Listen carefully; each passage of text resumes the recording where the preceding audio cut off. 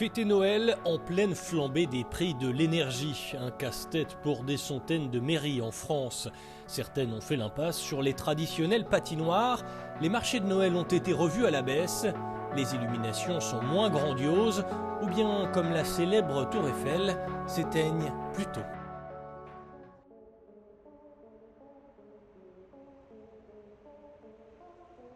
Beaucoup de communes n'ont pas attendu l'hiver pour passer en mode sobriété. C'est le cas de Neuilly-sur-Marne en région parisienne.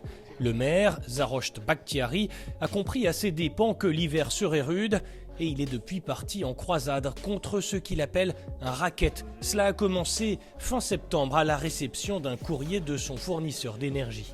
Ça, ce sont les tarifs qui nous ont été proposés équipement par équipement. 32 fois plus pour 32 fois le prix. On est obligé de faire des économies drastiques parce qu'on ne peut pas payer 8 à 10 millions d'euros d'un coup en plus. Donc il nous faut vraiment essayer de racler les fonds de tiroir et essayer de faire des économies partout de manière à juste passer l'année, donc payer plus pour être chauffé moins. Dès le 1er octobre, le maire a pris son smartphone et publié cette vidéo sur Twitter. Je veux dénoncer un scandale, un vol, un racket organisé avec en plus la passivité de l'État. Zarocht Bakhtiari a depuis monté un collectif Stop Racket Énergie qui rassemble des dizaines d'élus et interpellé Emmanuel Macron dans une lettre, puis en personne au Congrès des maires. Ce que je lui ai dit, c'est qu'on est une commune très vertueuse.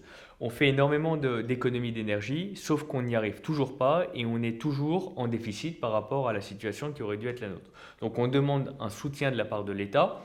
Et ce soutien, moi je demande à ce qu'il soit financé pas par de la dette, donc par les impôts des Français, mais par les super profits des énergéticiens qui ont réussi à faire d'énormes bénéfices dans cette situation de crise. En fait, en France, il y a un système qui est très particulier, c'est le système de l'Arenh, qui oblige EDF, entreprise publique, à vendre à perte l'énergie qu'elle produit. Elle le vend à qui? À plus de 80 entreprises privées qui, elles, le revendent, ce qu'elles ont acheté 42 euros du mégawattheure, elles le revendent 600, 700, 800 euros du mégawattheure. Donc là, il y a une marge qui est absolument indue, parce que c'est EDF qui a produit et c'est EDF qui en paye le prix et qui ne bénéficie absolument pas aux Français. Donc moi, je demande à ce que ce soit réaffecté.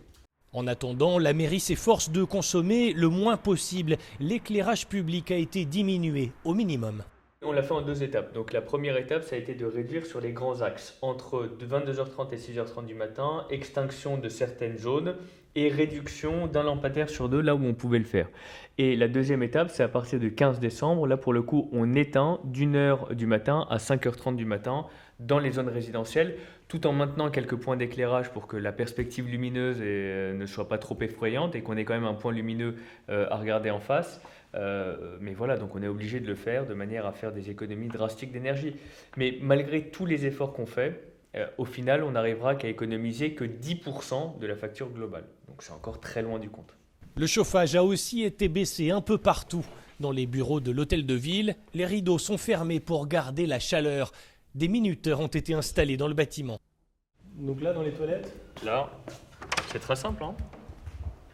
Vous voyez, on a mis un détecteur de mouvement partout, de manière à faire des économies d'énergie, ne pas laisser des lumières qui resteraient allumées tout le temps alors que quelqu'un aurait oublié d'éteindre. Et pareil là, donc le minuteur qu'on a installé là, toutes les 30 secondes ou 1 minute, la lumière s'éteint pour faire des économies d'énergie aussi. Sur décision du maire, tous les services ont dû faire des économies. Ce gymnase est ainsi passé à 14 degrés seulement. L'eau chaude a été coupée dans les vestiaires.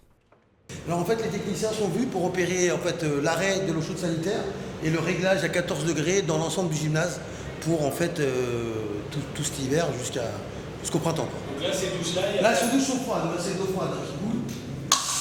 Là, il faut y aller, c'est gelé. Une situation loin d'être isolée, face à laquelle le maire souhaite apporter une réponse politique. On n'est pas habitué aux coupeurs d'électricité et pourtant on a tous les moyens pour ne pas y être confronté. On a des centrales nucléaires en France qui devraient pouvoir produire énormément d'énergie et normalement même exporter au niveau européen.